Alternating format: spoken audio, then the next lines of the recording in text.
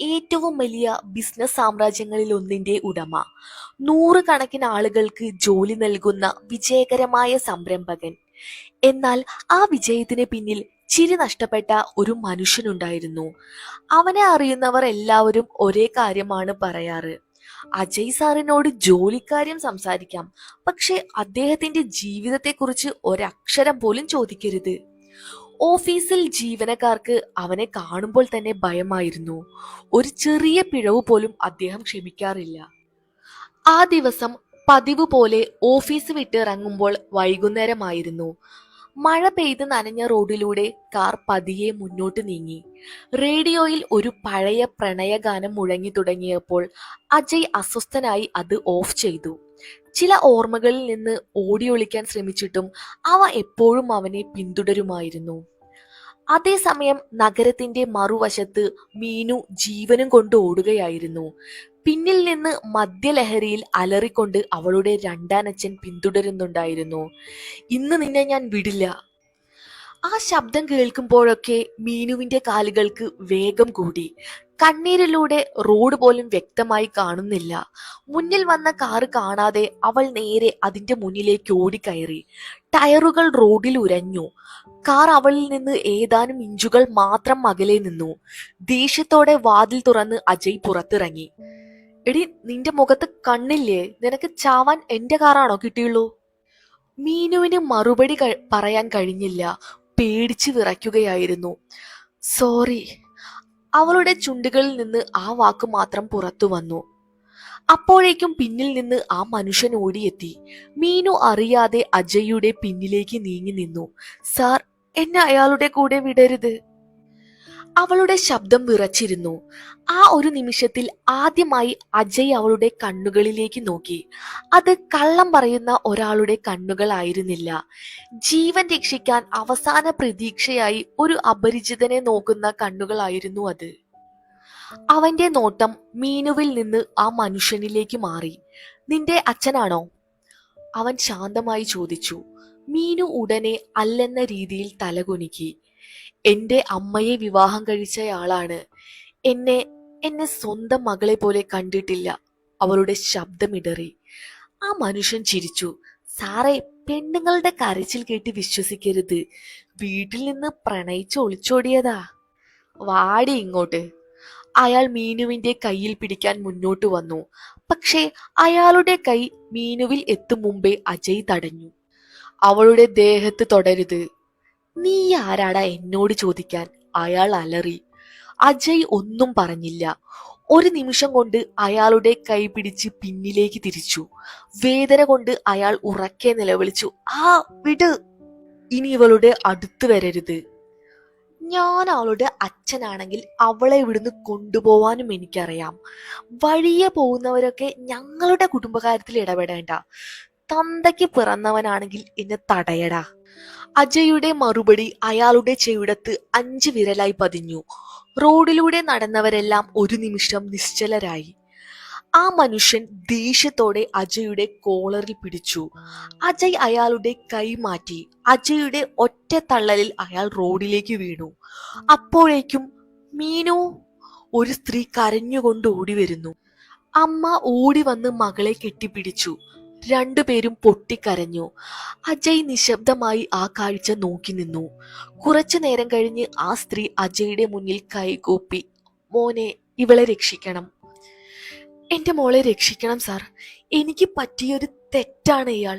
ആ തെറ്റിന്റെ ശിക്ഷ ഇന്ന് എന്റെ മോൾ കൂടി അനുഭവിക്കാണ്. ഈ കാമഭ്രാന്തന്റെ കയ്യിൽ നിന്നും എന്റെ കുഞ്ഞ് ഓടാൻ തുടങ്ങിയിട്ട് കാലങ്ങളായി. ഇവളെ രക്ഷിക്കണം സാർ. ഇന്നല്ലെങ്കിൽ നാളെ എന്റെ മോളെ അയാൾ നശിപ്പിക്കും."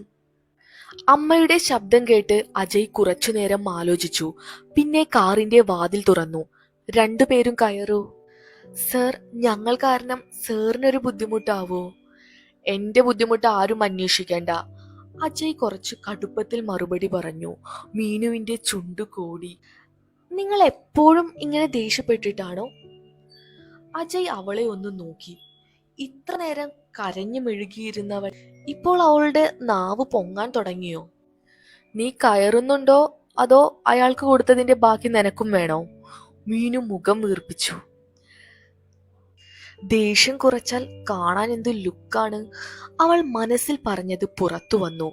നീ എന്തെങ്കിലും പറഞ്ഞോ? ഹേ ഇല്ല. കാന്താരി. അവന്റെ ചുണ്ടിന്റെ കോണിൽ ഒരു ചെറിയ പുഞ്ചിരി തെളിഞ്ഞു. പക്ഷേ അത് മീനു കണ്ടില്ല. കണ്ടിരുന്നെങ്കിൽ ആ കലിപ്പന്റെ ഉള്ളിൽ ഒളിഞ്ഞിരുന്ന മനുഷ്യനെ അവൾ അന്നേ തിരിച്ചറിയുമായിരുന്നു. അരമണിക്കൂറിന് ശേഷം വലിയ ഇരുമ്പു ഗേറ്റ് തുറന്നു. കാർ ഒരു ആഡംബര ബംഗ്ലാവിന്റെ മുന്നിൽ നിന്നു. മീനു അത്ഭുതത്തോടെ ചുറ്റും നോക്കി. അജയ് കാറിൽ നിന്നിറങ്ങി. അവർ അകത്തേക്ക് നടക്കാൻ തുടങ്ങിയ നിമിഷം വീട്ടിൽ നിന്ന് എല്ലാവരും പുറത്തേക്ക് വന്നു. അജയുടെ അമ്മ, ചേട്ടൻ, അനിയത്തി, കുട്ടികൾ, ബന്ധുക്കൾ എല്ലാവരുടെയും കണ്ണുകൾ ഒരുമിച്ച് മീനുവിലേക്ക്. അജയുടെ അമ്മ അമ്പരന്ന് ചോദിച്ചു, മോനെ, ഈ പെൺകുട്ടി ആരാണ്? അജയ് ഒരു നിമിഷം മീനുവിനെ നോക്കി. അമ്മേ, ഇവളുടെ പേര് മീനു. വഴിയിൽ ഒരു പ്രശ്നമുണ്ടായി. കുറച്ചു ദിവസം ഇവളിവിടെ താമസിക്കും. അപ്പോഴേക്കും ഒരു ബന്ധു ചിരിച്ചുകൊണ്ട് പറഞ്ഞു, കുറച്ചു ദിവസം താമസിക്കുമെന്നോ? അജയ് ആദ്യമായിട്ട് ഒരു പെണ്ണിനെ വീട്ടിലേക്ക് കൊണ്ടുവന്നിരിക്കുകയാണ്. എന്തായാലും കാര്യം സീരിയസ് ആണ്. ഹാളിലാകെ ചിരി ഉയർന്നു. മീനു തല താഴ്ത്തി. അജയ് ആ ബന്ധുവിനെ ഒന്ന് തുറിച്ചു നോക്കി. നിങ്ങൾക്ക് ചെയ്യാൻ വേറെ ജോലിയൊന്നുമില്ലേ? ഒറ്റ നോട്ടത്തിൽ ചിരിയെല്ലാം അവസാനിച്ചു. മീനുവിന്റെ കഥ അറിഞ്ഞ ശേഷം അജയുടെ അമ്മ മീനുവിന്റെ അടുത്തേക്ക് നടന്നു. മോളെ, പേടിക്കണ്ടാട്ടോ. ഈ വീട്ടിൽ ആരും നിന്നെ ഉപദ്രവിക്കില്ല. ആ വാക്കുകൾ കേട്ടതും മീനുവിന്റെ കണ്ണുകൾ നിറഞ്ഞു. അവൾ അറിയാതെ അമ്മയുടെ കയ്യിൽ പിടിച്ചു. അമ്മ സ്നേഹത്തോടെ അവളുടെ തലയിൽ തലോടി. അത് കണ്ട് അജയ് ഒരു നിമിഷം നിശ്ചലനായി. വൈകുന്നേരം വീട്ടിൽ എല്ലാവരും ഒരുമിച്ച് ചായ കുടിക്കുകയായിരുന്നു. മീനു അടുക്കളയിൽ അമ്മയെ സഹായിച്ചു. മോളെ, നീ ഇരിക്കി, ഞാൻ ചെയ്യാം. അല്ല അമ്മേ, എനിക്ക് വെറുതെ ഇരുന്ന് ശീലമില്ല. അമ്മ ചിരിച്ചു. ഈ വീട്ടിൽ വന്ന് ആദ്യ ദിവസം തന്നെ എല്ലാവരുടെയും മനസ്സ് നീ കീഴടക്കിയല്ലോ. മീനു ചിരിച്ചു. അപ്പോഴേക്കും പുറത്തു നിന്ന് വലിയ ബഹളം കേട്ടു. മീനു! അവളുടെ രണ്ടാനച്ഛന്റെ ശബ്ദം. മീനുവിന്റെ ശരീരം വിറച്ചു. അമ്മേ! അവൾ അജയുടെ അമ്മയുടെ പിന്നിൽ ഒളിച്ചു.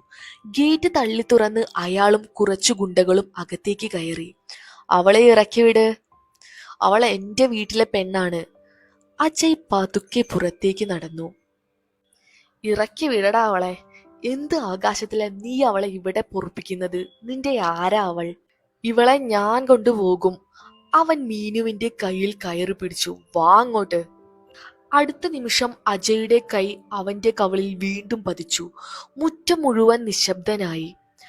ഒരിക്കൽ പറഞ്ഞാൽ മനസ്സിലാകില്ലേ? ഇവളുടെ ദേഹത്ത് ഇനി ഒരിക്കൽ കൂടി കൈവച്ചാൽ നിന്റെ കൈ വെട്ടും ഞാൻ. അയാൾ ദേഷ്യത്തിൽ അലറി. നിനക്കിവൾ ആരാടാ? ആ ചോദ്യം കേട്ടതും എല്ലാവരും അജയെ നോക്കി. അജയ് മിണ്ടിയില്ല. അജയുടെ അമ്മ ഒരു മഞ്ഞ ചരടിൽ കൊരുത്ത താലിയുമായി പുറത്തേക്ക് വന്നു. മോനെ, ഈ പെണ്ണിനെ ഇങ്ങനെ അനാഥയാക്കി നിർത്താൻ പാടില്ല. അവൾക്ക് സുരക്ഷ വേണം. അതിന് ഒരു വഴിയേയുള്ളൂ. അജയ് അമ്മയെ നോക്കി. നീ അവളെ വിവാഹം കഴിക്കണം. മുറ്റത്ത് നിന്നവർ എല്ലാം ഞെട്ടി. മീനുവും. വേണ്ട, അവൾ ഉടനെ പറഞ്ഞു. എന്നെ ഓർത്തിട്ട് ആരുടെയും ജീവിതം നശിപ്പിക്കരുത്. അജയ് കടുപ്പത്തോടെ പറഞ്ഞു. ഞാൻ ഇനി ഒരിക്കലും വിവാഹം കഴിക്കില്ല. അമ്മയുടെ കണ്ണുകൾ നിറഞ്ഞു. നന്ദിതയെ മറക്കാൻ ഞാൻ പറയുന്നില്ല. പക്ഷേ ഈ പെൺകുട്ടിയുടെ ജീവിതം നിന്റെ മുന്നിൽ നശിക്കുന്നത് നീ നോക്കി നിൽക്കരുത്. അജയുടെ മുഖം മാറി. വർഷങ്ങൾക്ക് മുമ്പുള്ള ഓർമ്മകൾ അവനെ വേട്ടയാടി. അപ്പോഴാണ് മീനുവിന്റെ രണ്ടാനച്ഛൻ വീണ്ടും അവളുടെ കയ്യിൽ പിടിച്ചത്. വായോ! ഒരു നിമിഷം അജയുടെ നിയന്ത്രണം വിട്ടു. അവൻ അയാളെ തള്ളി മാറ്റി. ശേഷം അമ്മയുടെ കയ്യിൽ നിന്ന് താലി വാങ്ങി. മീനു കണ്ണീരോടെ അവനെ നോക്കി. സാർ, ഇത് വേണ്ട. അജയ് ഒന്നും പറഞ്ഞില്ല. അടുത്ത നിമിഷം ആ താലി മീനുവിന്റെ കഴുത്തിൽ വീണു. മുറ്റത്തുണ്ടായിരുന്ന എല്ലാവരും അമ്പരന്നു. അമ്മ കണ്ണീരോടെ കൈകൂപ്പി ദൈവത്തെ നോക്കി. മീനുവിന്റെ കണ്ണിൽ ഭയവും ആശ്വാസവും ഒരുമിച്ചു നിറഞ്ഞു. അജയ് പതുക്കെ പറഞ്ഞു, ഇത് പ്രണയം കൊണ്ടല്ല, നിന്റെ സുരക്ഷയ്ക്കു വേണ്ടിയാണ്. മീനു കണ്ണീർ തുടച്ച് ചെറുതായി ചിരിച്ചു. സാരമില്ല, ഒരു ദിവസം ഈ കലിപ്പൻ തന്നെ എന്നെ പ്രണയിക്കും. അജയ് അവളെ ഒന്ന് നോക്കി. മറുപടി പറഞ്ഞില്ല. ദിവസങ്ങൾ കടന്നുപോയി. മീനു വീട്ടിലെ എല്ലാവരുടെയും പ്രിയങ്കരിയായി. അമ്മയ്ക്ക് മരുന്ന് കൊടുക്കുന്നതും ചേട്ടന്റെ മകനെ പഠിപ്പിക്കുന്നതും വീട്ടിൽ എല്ലാവരെയും ചിരിപ്പിക്കുന്നതും എല്ലാം അവളുടെ ചുമതലയായി. ഒരു ദിവസം അമ്മ അജയോട് ചോദിച്ചു, മോനെ, ഇന്നും ഓഫീസിൽ ഒറ്റയ്ക്കാണോ പോകുന്നത്? അതെ. മീനുവിനെയും കൂട്ടിക്കൊണ്ടു പോ. അജയ് മുഖം ചുളിച്ചു. അമ്മേ, ഓഫീസ് കളിക്കാനുള്ള സ്ഥലമല്ല. അപ്പോഴേക്കും മീനു പറഞ്ഞു, ഞാനും വരുന്നില്ല. എന്തിന്? ദിവസം മുഴുവൻ ഈ കലിപ്പന്റെ മുഖം കണ്ടോണ്ടിരിക്കാൻ എനിക്കൊന്നും വയ്യ. വീട്ടുകാർ ചിരിച്ചു. അജയ് അവളെ നോക്കി. എനിക്കിവളെ ഓഫീസിൽ കൊണ്ടുപോവാൻ ഇഷ്ടമല്ല. എനിക്ക് നിങ്ങളുടെ കൂടെ വരാനും ഇഷ്ടമല്ല. അപ്പൊ വരണ്ട, ഞാൻ വരുന്നില്ല. ശരി. ആ വഴക്കിനിടയിൽ അമ്മ കയറി. രണ്ടുപേരും നിർത്തിക്കേ.